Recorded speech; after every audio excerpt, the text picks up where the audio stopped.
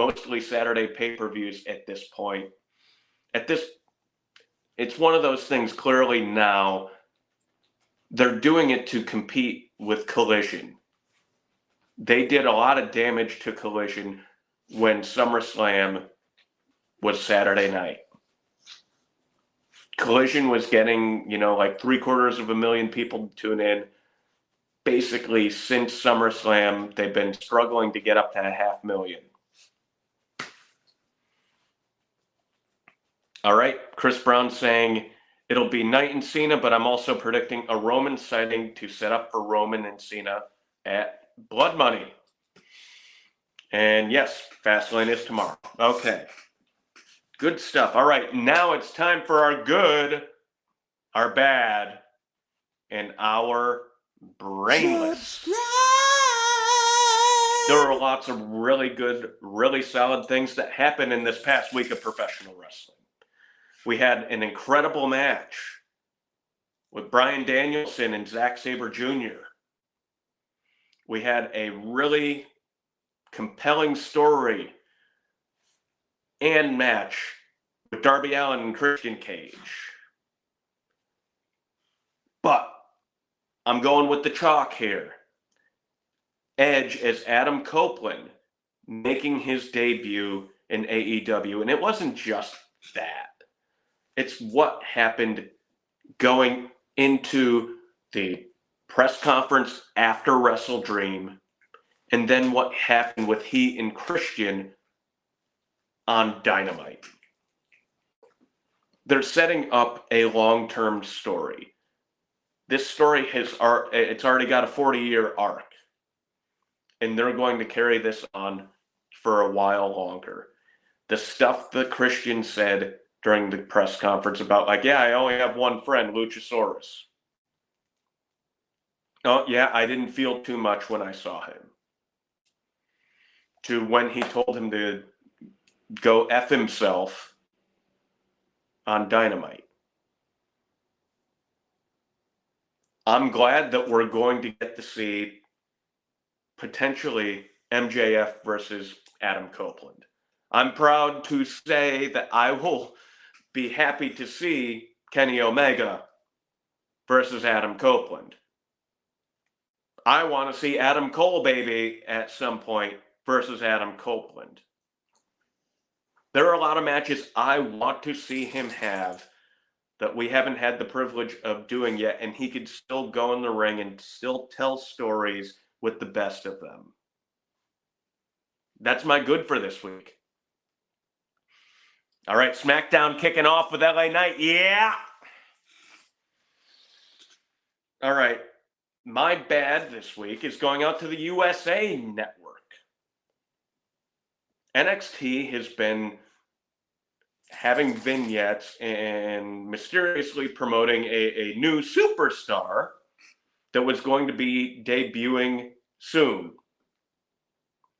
USA Network put out a thing telling the world it's going to be Brian Pillman Jr.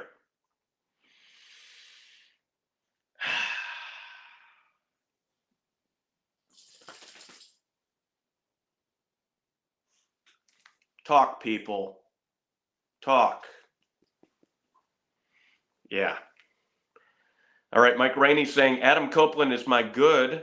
Letting Adam Copeland leave for AEW is my bad because I still feel they could have done more with Edge. But I digress. All right. In my brainless this week, I am going outside the realm of professional wrestling. I don't like to do this very often, but this time I feel it's freaking warranted. I am a Boston Red Sox fan. I have been since I can remember. This past week, Tim Wakefield, who was a Boston Red Sox for over a decade, he passed away from brain cancer.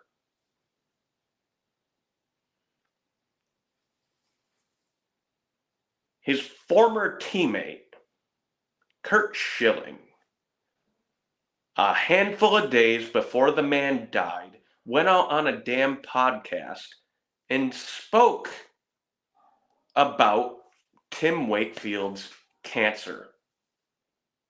Tim Wakefield is a person who is dealing with this privately. His family was dealing with it privately.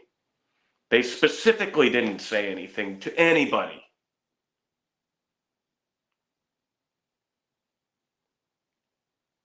And you on your podcast announced to the damn world about that. Then this man and his family have to answer because of your big effing mouth. This was something they wanted to deal with internally. But they had to put out a damn press release saying, we thank you all for your thoughts and prayers about this personal family matter that we were dealing with in private. What a piece of garbage. Kurt Schilling, that's brainless, that's tasteless, and a bunch of crap. I used to respect you. You were a hard worker and you did a lot of good things on the mound for the Red Sox, but you are just a dirtbag as a human being. Why couldn't you let the dude die with dignity and in the peace that he wanted? He had to respond to the shit you said. Hours away from dying, and he had to respond because you did that. How selfish. You suck, man. You suck. And that is my brainless for this week.